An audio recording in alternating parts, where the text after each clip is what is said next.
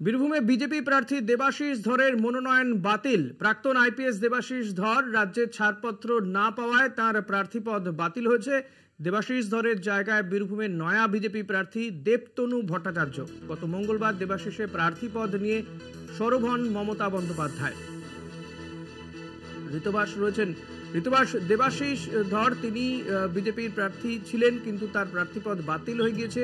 Debtanu Bhattacharya BJP প্রার্থী, কিন্তু এক্ষেত্রে একটা প্রশ্ন জাগছে যে সেক্ষেত্রে বিজেপির সিম্বল কাকে দেওয়া হয়েছিল এবং এই সিম্বল নিয়ে কি দেবতনু ভট্টাচার্য তিনি লড়াই করতে পারবেন? একদমই, দেখো সিম্বল কিন্তু এখনো দেওয়া হয়নি কাউকে।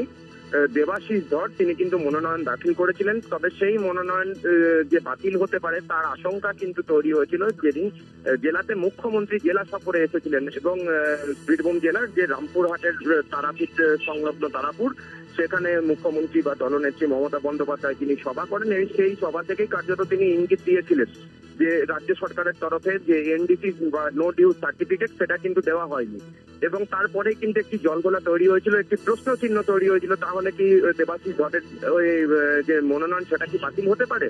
আর তারই তড়িঘড়ি কিন্তু বিজেপির তরফ থেকে দেবতনু ভট্টাচার্য নামক যিনি বিজেপি নেতা আছেন, আসানসোলের বিজেপি নেতা, এবং তিনি দীর্ঘদিন ধরে আরএসএস এর সঙ্গেও যুক্ত ছিলেন, বীরভূম জেলা বিজেপির সংগঠনও কিন্তু তিনি দীর্ঘদিন ধরে সামলেছেন, তাকে কিন্তু তড়িঘড়ি বিকল্প প্রার্থী হিসেবে দেওয়া হয় এবং তিনি মনোনয়ন দাখিল করেন সিউড়ির জেলা শাসকের দপ্তরে।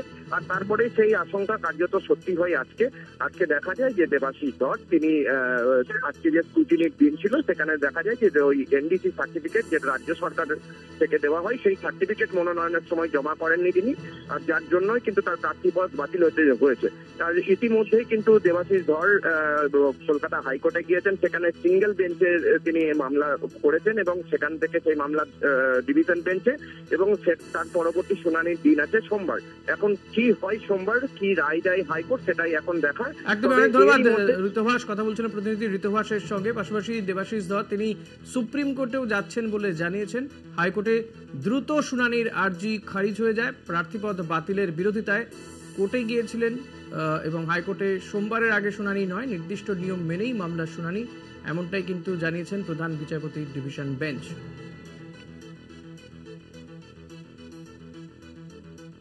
দেবাশিস ধরের জায়গায় দেবতনু ভট্টাচার্য, তিনি বিজেপি প্রার্থী এবং তার মনোনয়ন কিন্তু বাতিল হয়নি। ফলত যেহেতু বিজেপির পক্ষ থেকেও কিন্তু এমন একটা আশঙ্কা করা হয়েছিল, সেই কারণেই দেবতনু ভট্টাচার্যকে তারা ডামি প্রার্থী হিসেবে মনোনয়নপত্র জমা দিতে বলেন। দেবতনু ভট্টাচার্যই হচ্ছেন বীরভূম কেন্দ্রের বিজেপি প্রার্থী। যদিও হাল ছাড়তে নারাজ দেবাশিস ধর, তিনি সুপ্রিম কোর্টে যাবেন বলেও জানিয়েছেন। প্রার্থীপদ বাতিলের বিরোধিতায় তিনি সুপ্রিম কোর্টে যাচ্ছেন, এমনটা কিন্তু জানিয়েছেন। হাইকোর্টে সোমবারের আগে শুনানি হবে না, দ্রুত শুনানি আর্জি জানিয়েছিলেন, কিন্তু তার সেই আর্জি খারিজ হয়ে গেছে। সোমবার দিন হবে শুনানি। প্রাক্তন আইপিএস দেবাশিস ধর রাজ্যে ছাড়পত্র না পাওয়ায় তার প্রার্থীপদ বাতিল হয়ে যায়। প্রতিনিধি পীযূষ কান্তি নাগ রয়েছেন। পীযূষ, হাইকোর্টে দ্রুত শুনানির আর্জি তো খারিজ হয়ে গিয়েছে। দেবাশিস ধর তিনি তার পরবর্তী পদক্ষেপ জানিয়েছেন যে তিনি সুপ্রিম কোর্টে যাচ্ছেন, পাশাপাশি সোমবার দিন এই হাইকোর্টে এই মামলার শুনানিও হবে। সব মিলিয়ে ঠিক কি বুঝতে পারছো এবং কি মনে হচ্ছে দেবাশিস ধরের পরবর্তী পদক্ষেপ আর কি হতে পারে?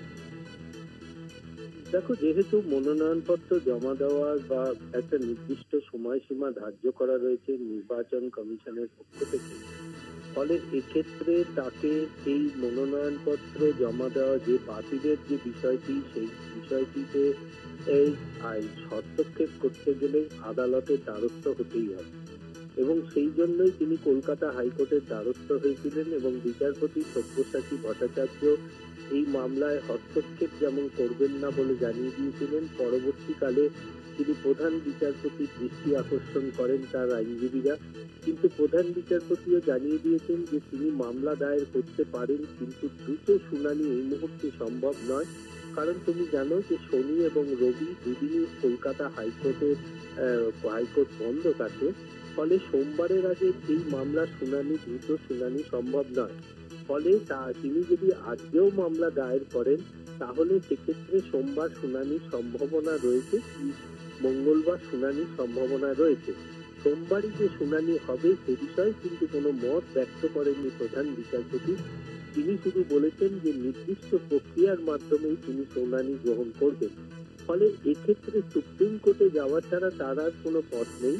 এখন সুপ্রিম কোর্টের রেজিস্ট্রারের কাছে তিনি যদি আবেদন জানান এবং সেক্ষেত্রে সুপ্রিম কোর্ট যদি প্রধান বিচারপতি যদি বিশেষ বেঞ্চ গঠন করেন এবং দ্রুত শুনানির ব্যবস্থা করেন, সেক্ষেত্রেই কিন্তু দেবাশিস ধরের এই বিষয়টি সমস্যার সমাধানের পথ থাকবে। কিন্তু সুপ্রিম কোর্ট যদি প্রধান বিচারপতি যদি বিশেষ বেঞ্চ গঠন না করে, তাহলে সেক্ষেত্রে কিন্তু সোমবারের আগে সুপ্রিম কোর্টে আবেদন করা ছাড়া আর কোনো পথ থাকবে না দেবাশিস ধরে। ধন্যবাদ পীযূষ। কথা বলছিলাম প্রতিনিধি পীযূষ কান্তি নাগের সঙ্গে। তবে এই ক্ষেত্রে দেবাশিস ধর তিনি কি বলছেন এবং বীরভূম কেন্দ্রের তৃণমূল কংগ্রেস প্রার্থী শতাব্দী রায়ের কি বক্তব্য শোনাবো। সার্টিফিকেট যেটা কি বলে আপনারা ইসিআই থেকে ক্লারিফিকেশন নিয়েছিলেন, ওটা মানে ইয়ের জন্য ওটা টেকনিক্যাল ডিফেক্ট হিসাবে ধরছেন, ফলে ওটাও নাকি মানে এই মুহূর্তে অ্যাকসেপ্ট করা যাচ্ছে না। তাহলে কি আপনার প্রার্থীপদ খারাপ হয়ে গেল? সেটা তো আমরা লিগাল কোর্সে যাব নিশ্চয়ই। এখন অবধি আপনাদের বললাম তো, ওনারা বলছে ওটা টেকনিক্যাল ডিফেক্ট হিসাবে ধরছে। এরপরে কি আপনারা কি আদালতে যাওয়ার কথা ভাবছেন? অবশ্যই আদালতে যাব। মানে সেই সময় কি পর্যাপ্ত সময় রয়েছে আদালতে গিয়ে আবার এখানে? আজকে আমরা আদালতে প্রার্থীপদ প্রত্যাহারের শেষ দিন, আজকেই এটা মানে আদালতের দিক নির্দেশ করে। কি মনে হচ্ছে, আপনি কি হতাশ? না, হতাশ হবো কেন? আমাদের আরো প্রার্থী আছে, যদি আমি না লড়তে পারি অন্য কেউ লড়বে, এতে ইয়ে করার তো কিছু নেই। প্রথম থেকেই তো কনফিউশন ছিল যে যখন প্রার্থী অ্যানাউন্সমেন্ট হচ্ছে না করে এতদিন পরে হলো, তারপর 2-3 দিন ধরে যখন থেকে আরও একজন ফাইল করেছে তখন থেকেই সবাই বুঝতে পারছিল যে এটার মধ্যে কোনো ডাউট আছে ওদের, তাই জন্য আরেকজনকে ফাইল করিয়েছে। তারপরেও আমার ধারণা যে উনি, আমি মানে বিরোধী হলেও আমার খারাপ লাগছে, কারণ একটা মানুষ যখন প্রার্থী হয় তার একটা মেন্টাল প্রিপারেশন থাকে, সে লড়বে, জিতবে না জেনেও লড়বে, কিন্তু লড়ারও একটা তো সেট আপ থাকে। তবে এটা একটা কথা যে উনি লড়লেও আমি জিততাম, উনি যদি নাও লড়েন তাহলেও আমি জিতবো, কারণ ওনার উপস্থিতি অনুপস্থিতি কোনোটাই আমার জেতার সঙ্গে ম্যাটার।